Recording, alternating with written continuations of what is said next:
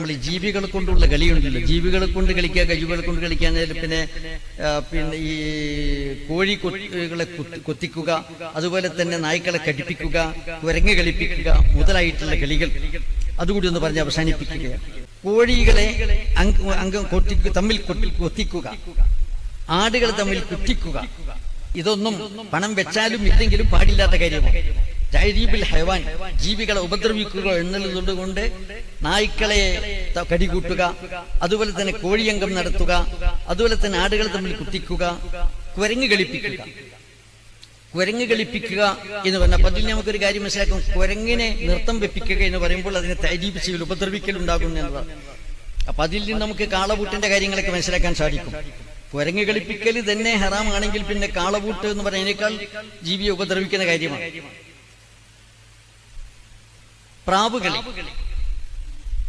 പ്രാവുകളി, പ്രാവിനെ പറത്തിച്ചുകൊണ്ട് കളിക്കുക.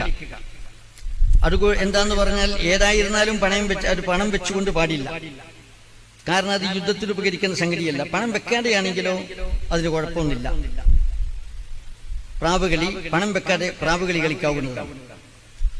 പ്രാവിനെ മുട്ടയ്ക്ക് വേണ്ടിയോ കുഞ്ഞുങ്ങളെ എടുക്കാൻ വേണ്ടിയോ നേരം പോക്കിന് വേണ്ടിയോ അല്ലെങ്കിൽ അത് മുഖേന സന്ദേശങ്ങൾ കൈമാറാൻ വേണ്ടിയോ പ്രാവിനെ വളർത്തുന്നതിന് വിരോധമില്ല, അത് ജായിസാണ്. പക്ഷെ അതുകൊണ്ട് പ്രാവ് കളി പറത്തിച്ച് കളിക്കൽ അത് കറാഹത്താണ്. പ്രാവിനെ പറത്തിച്ച് കളിക്കുക എന്ന് പറഞ്ഞ കറാഹത്താണ്. അതല്ലാതെ പ്രാവിനെ മറ്റാവശ്യങ്ങൾക്ക് വേണ്ടി വളർത്താവുന്നതാണ്.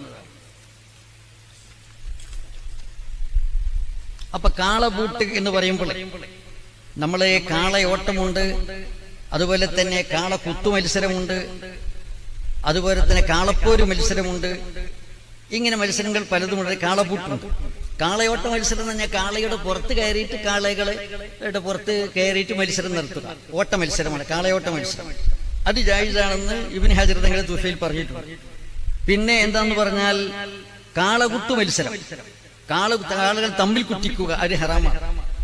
അതുപോലെ തന്നെ കാളപ്പോര് മത്സരം, കാളയെ പ്രകോപിപ്പിച്ചെടുത്തിട്ട് തന്നെ പിന്നെ കാളയെ കീഴ്പ്പെടുത്താൻ വേണ്ടി മനുഷ്യൻ അധ്വാനിക്കുക. അതിൽ ഒരുപാട് ആളുകൾക്ക് മരണം സംഭവിക്കാറുണ്ട്. തമിഴ്നാട്ട് ജല്ലിക്കെട്ടിൽ മുതൽ ചൈനയിലും ഒക്കെ വലിയ മത്സരങ്ങൾ ദിവസമായി നടക്കുന്നുണ്ട്, കൗതുകരമായ മത്സരങ്ങൾ. അതിൽ അപകടങ്ങൾ പലപ്പോഴും ഉണ്ടാകാറുണ്ട്.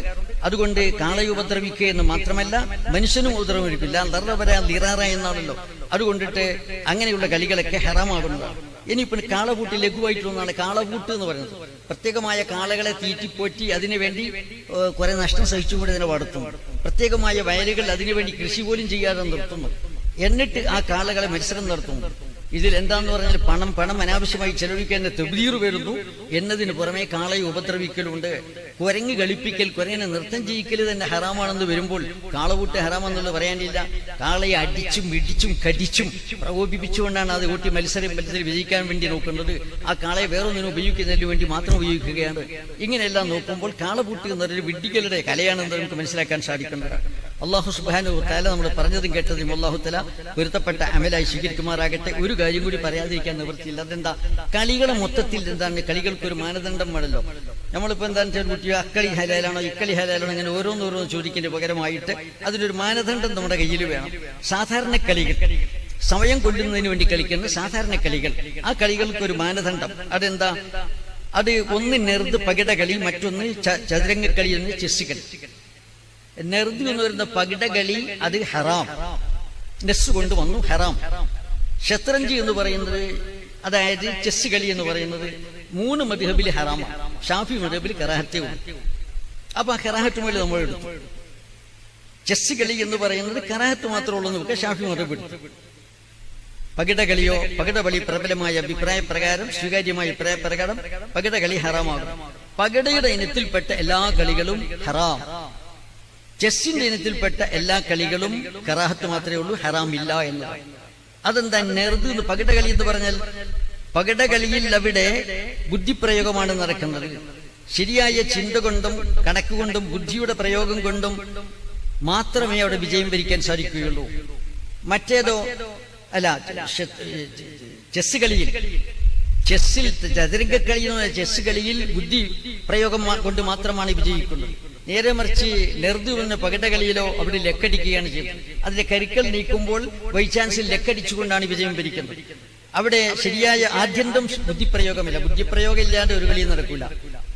ഏതൊരു ഭ്രാന്തിന്റെ കളിയാണെങ്കിൽ ചെറിയൊരു ബുദ്ധിയൊക്കെ ഉണ്ടോ. അപ്പൊ തീരെ ബുദ്ധിപ്രയോഗം ഇല്ല എന്നല്ല, ആദ്യന്തം ബുദ്ധിപ്രയോഗം കൊണ്ട് മാത്രമാണ് വിജയമുണ്ടാകുന്നത് ചെസ് കളിയിൽ. അതുകൊണ്ട് ചെസ് കളി ഹറാമില്ല.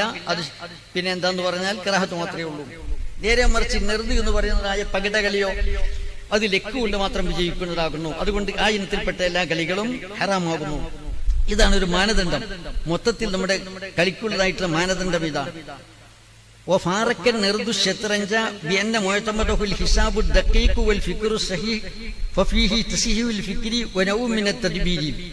നമുക്ക് തൊഹ്ഫയിൽ തന്നെ കാണാൻ സാധിക്കുന്നത് എന്താണ് അന്തരം. ചെസ് കളിയും അതുപോലെ തന്നെ പകടകളിയും തമ്മിലുള്ള അന്തരം ഹിസാബ്. ചെസ് കളിയുടെ അവലംബം സൂക്ഷ്മമായ കണക്കാണ്, ശരിയായ ചിന്തയാണ്. അപ്പൊ അതിൽ ചിന്തയെ ശരിപ്പെടുത്തുക എന്നതും പ്ലാനിങ് പരിശീലനവും ഉണ്ടായിത്തീരുന്നുണ്ട്. നേരെ മറിച്ച് കുത്തിമടിപ്പും അനുമാനവും മാത്രമാണ്, ലക്കടിക്കലും മാത്രമാണ് നെറുതിലുണ്ടാകുന്നത്. അതുകൊണ്ട് നെറുത് ഹറാമാകുന്നു. ചെസ് കറാഹത്ത് മാത്രമേ ഉള്ളൂ. മറ്റുള്ള കളികളൊക്കെ അതിലേക്ക് നമുക്ക് ഹിയാസ് ചെയ്യാവുന്നതാണ്. ചെസ് കളി എന്ന് പറയുമ്പോൾ ചെസ് കളി 3 മദ്ഹബിലും ഹറാമാണ്. ഷാഫി മദ്ഹബിലും എന്താന്ന് പറഞ്ഞാൽ മറ്റ് ഹറാമായ കാര്യങ്ങൾ കൂടിക്കലർന്നാൽ, അതായത് അതിന്റെ കരുക്കളിൽ ഏതെങ്കിലും ജീവിയുടെ രൂപമുള്ളതാവുകയോ അല്ലെങ്കിൽ അതിൽ അശ്ലീലത്തോടു കൂടി പറഞ്ഞുകൊണ്ട് കളിക്കുകയോ അല്ലെങ്കിൽ അതിൽ ചൂതാട്ടം പണം വെച്ചുകൊണ്ട് കളിക്കുകയോ ചെയ്യുമ്പോൾ കറാഹത്ത് എന്നത് പോയി ഹറാമാകുന്നതാണ്. അതുപോലെ ചെസ് കളി നിമിത്തമായിട്ട് നിസ്കാരം കള്ളാകുന്ന സ്വഭാവം വന്നാൽ അത് ഹറാമായി പോകുന്നതാണ്. അതുപോലെ തന്നെ ചെസ് ഹറാമാണെന്ന് വിശ്വസിക്കുന്ന ആളുടെ കൂടെ കളിച്ചാലും ഹറാമാകും. മാലിക് മദ്ഹബുകാരനോടൊപ്പമോ ഹനഫി മദ്ഹബുകാരനോടൊപ്പമോ ഹംബലി മദ്ഹബുകാരനോടൊപ്പമോ ചെസ് കളിക്കുകയാണെങ്കിൽ ഹറാമാണ്. കാരണം അവന്റെ വിശ്വാസപ്രകാരമുള്ള ഹറാമിനെ അവനെ സഹായിക്കുകയാണ് ചെയ്യുന്നത്. ഇപ്പൊ ഷാഫി കൂടെ കളിക്കുമ്പോഴാണ് കറാഹത്ത്. ഷാഫി മറ്റൊരു കൂടെ കളിക്കുമ്പോൾ അത് ഹറാമായിത്തീരുന്നതാണ്. ഇത്രയുമാണ് ഈ ചുരുക്കം ചില സംഗതികൾ പറയാൻ ഉദ്ദേശിച്ചത്.